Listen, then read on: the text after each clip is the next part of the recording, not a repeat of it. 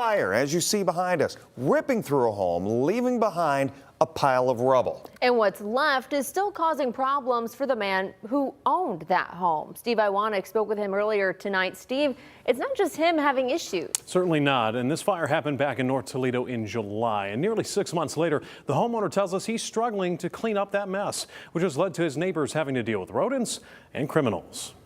Once a home, this pile of rubble on North Superior Street has been this way for months. I want to clean it up, but I just don't have the finances to do it. The city of Toledo knows Loncio Perez has struggled to pay for the cleanup. A spokesperson told us back in August that Perez requested an extension to do so.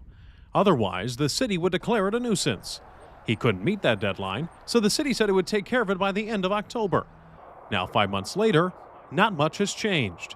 You told me about a month ago, 2 months ago, that it would be cleaned up before the end of the year, and it's still there. We asked the city for an update, and a spokesperson says they are working with a contractor, saying in part, quote, the contractor currently is working through a list of 16 sites, and we expect the work on Superior, including 2 other addresses nearby, to be completed in the next 6 to 10 weeks.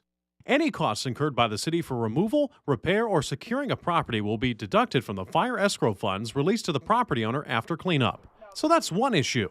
But his neighbors are dealing with another. M&M's jar. How about Faygo grape? A Pepsi bottle. Now, it's these kinds of items that are being left in the front yard, according to neighbors, that are leading to a rat problem. Rats eat everything up in my home. You know, it's ridiculous. Matthew Saborski lives next door. He says rats are an issue in his house. And outside, he says he's seen people trespassing. You're picking through trash? We've seen it too. Our camera caught this video of people appearing to take metal from the site back in August. Perez called Toledo police and filed a report.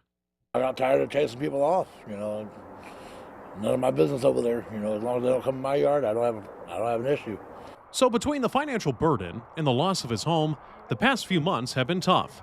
But Perez hopes a solution is in the near future.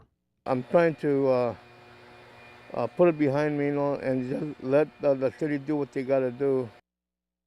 For that police report, we did check in with Toledo police and we're told there is no update into that situation. And in terms of rats, Zaborski says the problem has gotten so bad that his family is considering moving.